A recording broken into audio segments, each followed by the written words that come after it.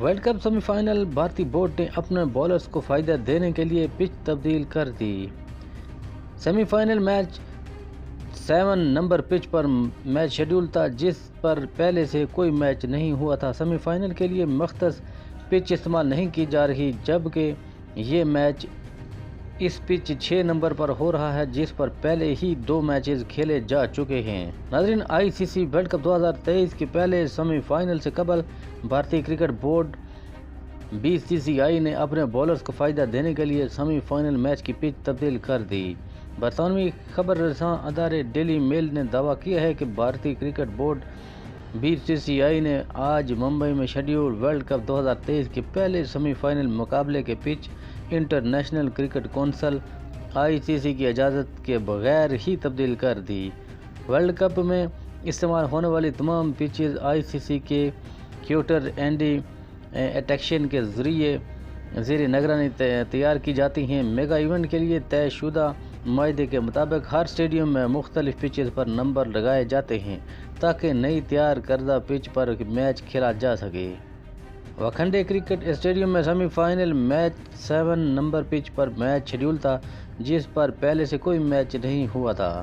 Semi final کے لیے مختص پچ استعمال نہیں کی جا رہی، جبکہ یہ میچ اس 6 نمبر پچ پر ہو رہا ہے، جس پر پہلے ہی 2 میچز کھیلے جا چکے ہیں، اور یہ پچ بھارتی اسپنرز کے لیے مددگار ثابت ہونے کا بھرپور امکان ہے۔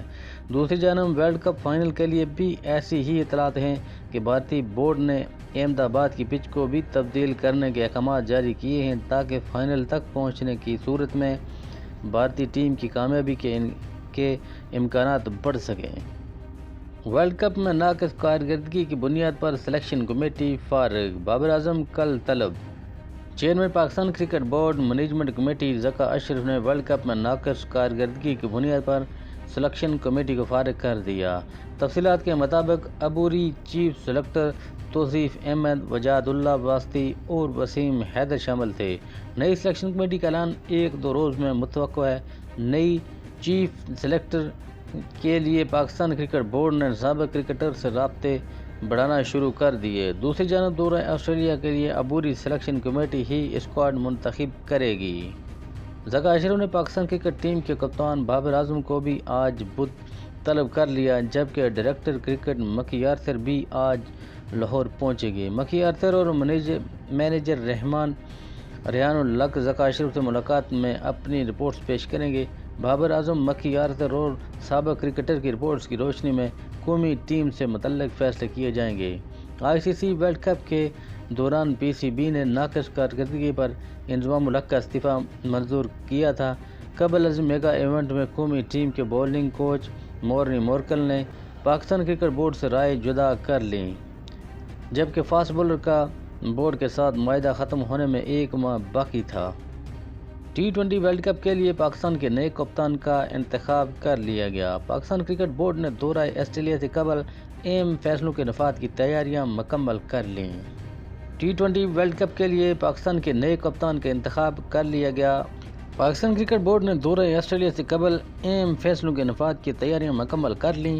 تفصیلات کے مطابق پاکستان کرکٹ بورڈ نے بھارت میں جاری کرکٹ ورلڈ کپ کے دوران قومی ٹیم کی مایوسی کن کارکردگی کے بعد بڑے پیمانے پر اکھاڑ بچھاڑ کی تیاریاں مکمل کر لی ہیں۔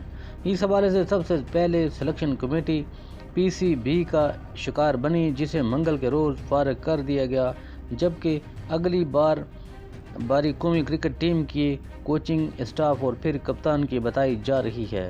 نجی ٹی وی چینل نیوز کے مطابق پاکستان کرکٹ بورڈ نے ICC ورلڈ کپ 2023 میں شکست کے بعد بابر اعظم کو کپتانی سے ہٹانے کا فیصلہ کر لیا ہے، جبکہ آئندہ سال امریکہ اور ویسٹ انڈیز میں شیڈول T20 ورلڈ کپ کے لیے قومی ٹیم کے نئے کپتان کا نام بھی سامنے آ گیا ہے۔